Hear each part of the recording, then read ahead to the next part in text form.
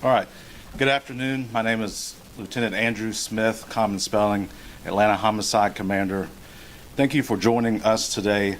We're here to talk about the 1999 murder of Melissa Wolfenbarger. That last name is Wolfenbarger.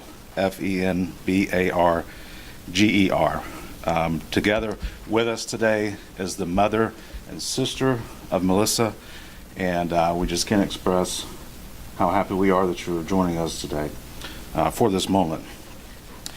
So specifically, on August 6th, yesterday, we took into custody Christopher Wolfenbarger, and he was charged with the murder of Melissa Wolfenbarger.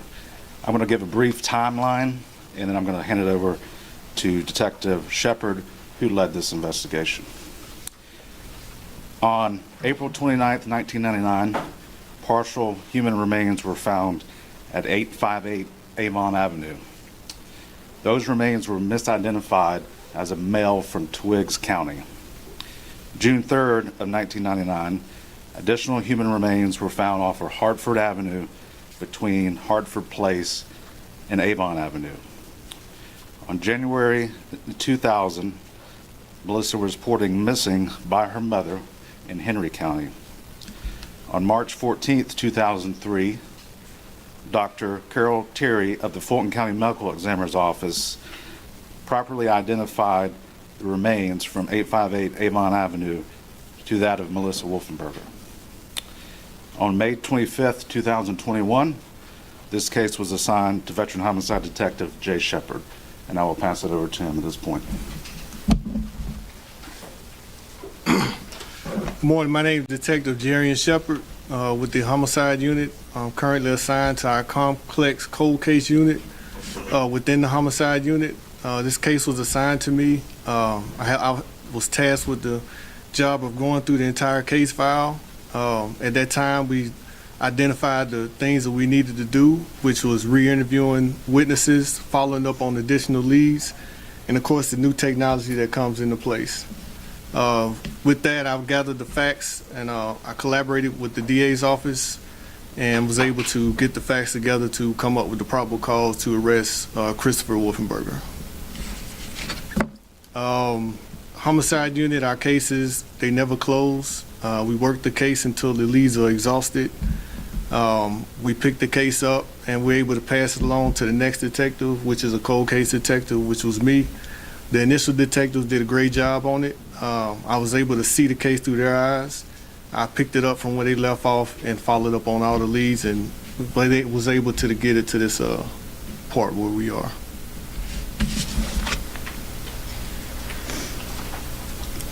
We have finally made it.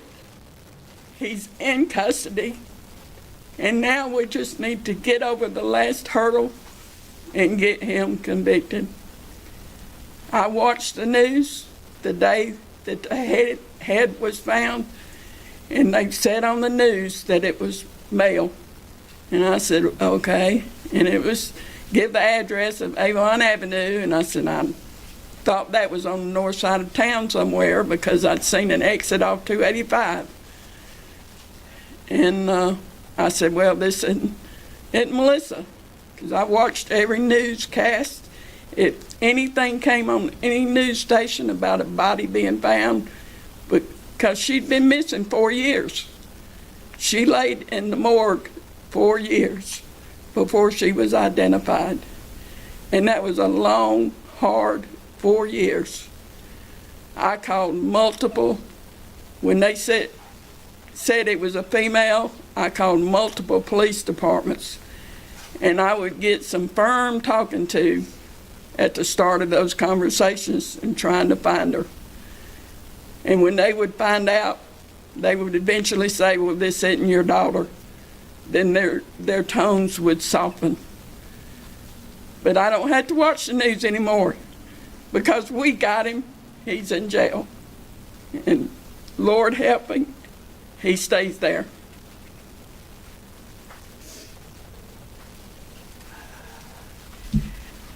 It's been a long wait, 25 years. But finally, hopefully, we will get justice for Melissa. She didn't deserve what she got. And I hope anybody who's in a domestic violence situation, please get out. Don't take it. Because it could easily be you. It could be your sister. It could be your mother. Make sure they get away. And I want to thank Atlanta PD, because without them, we wouldn't be here today. Cheryl McCollum, Nancy Grace, Karen Greer, everybody from Channel 2, Channel 11, thank y'all very much. Without y'all, we wouldn't be standing here. Questions? This question is for Detective Shepard. Can you go into a little bit more detail? I think you mentioned DNA evidence. Can you talk specifically what linked any kind of evidence to the suspect, and what do you think the motive was? So let me start off with certain things, certain parts of the evidence. I want to protect the integrity of the case going forward, so I can't disclose certain evidence. But we look at everything when it comes to cold case, especially DNA. We look at witnesses that need to be re-interviewed, and it's a collective effort to build a cold case. So I don't want to point to any specific piece of evidence because it's important moving forward. Eventually, it will come out on how the case was put together, but right now I want to just kind of hold that. Any idea about a motive? Motive, not sure, but I'm pretty sure it's domestic violence based. Can you talk a little bit about where he was found and where he was and his attitude when he was taken in? Yeah, so he was captured in his home in Griffin. He hid. It took the detectives a little while to find him, and they found him, I believe, hiding behind a dryer. And this message is for Tina. Sorry. When you spoke to 11 Alive, you mentioned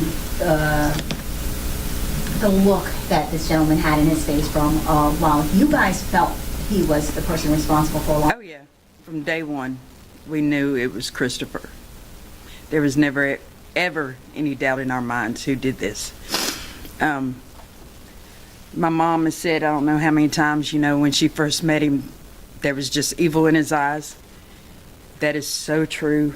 If you look at a picture of Charlie Manson, you see the same thing. And it's the same thing with Christopher. And I saw his mugshot earlier, and it's still there. And Mom, you mentioned finally you guys got here. Talk about this long process, from 1998 to now, and the feeling of satisfaction that, what you knew forever is now coming to fruition. Well, when Detective Shepard called me yesterday morning at 8:23 and told me that he was in custody, I yelled, "Thank you, Lord." And the good Lord above has gotten me through this from the first day into this day. If it wasn't for him, it's been a hard, long road. And like I said, she laid in the morgue 4 years before I was able to bury her. And I wasn't allowed to see her kids. His mother had custody of his kids and wouldn't let us see them. But I have a relationship with the daughter now, and it's a good relationship. She was at my house this past weekend, and we were having a discussion, but we didn't know it was going to happen this fast. And she would like to be here, but she's got 3 small babies, one that she takes to and from school, so she couldn't be here today, even though she wanted to be. Can you talk a little bit about maybe the last thing your daughter said to you about being concerned? My last conversation with her, she called me on Thanksgiving Day in 1998, told me that she was back with Chris, and she wanted to know what I cooked for Thanksgiving, what all I'd cooked and who all was there. We were all sitting around the dining room table, and she wanted to come down, and she was going to ask his mother to bring her down there. And I said, "You don't have to ask her. I'll come get you if you want to come." And anyway, the conversation went on a little bit longer, and my last words to her was, I love you, and you know where I am if you need me. What do you want people to remember about Melissa? Melissa was very loving.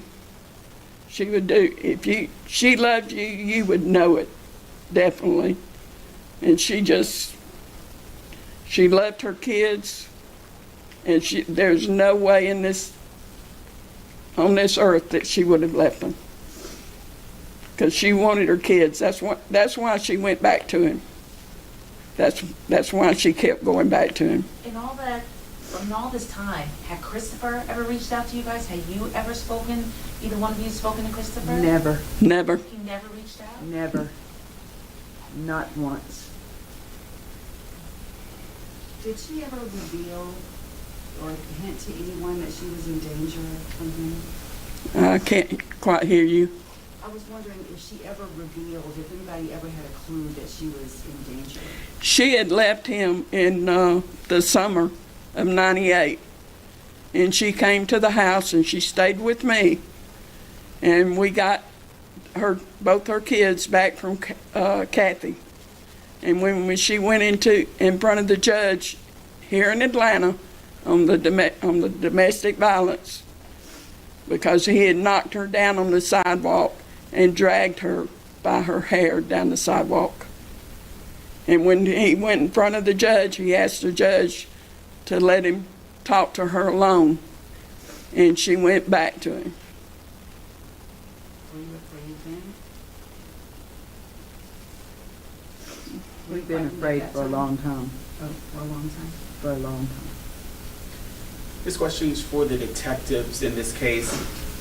I was looking at some old scripts. Was he ever a suspect or taken into custody? I saw something maybe 2003 he might have been taken in. Was he ever, well, he wasn't charged, but he talked a little bit about that, and if he was questioned, why he was released then. So he was. We all have what we call person of interest, and we don't like to call them suspects.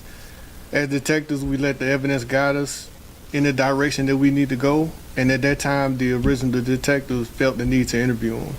But he was a person of interest from the beginning. What next for the charges? What can he face? When anything updates on that? So he's been charged with murder. He's currently in Fulton County. And we go into the next phase, which is the district attorney's office and, of course, the court proceedings.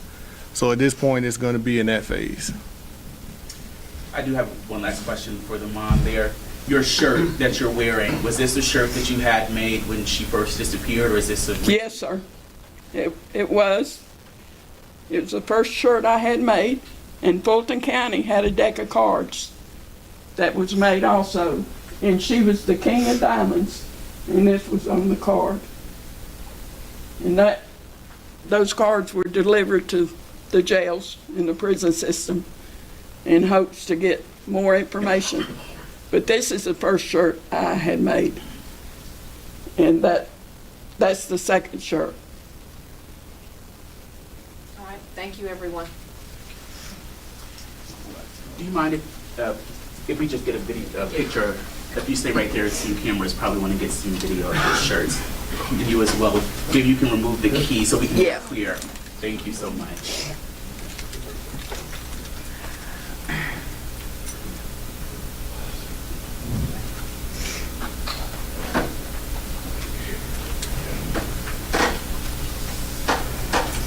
The ladies turn around so they can get the back and forth.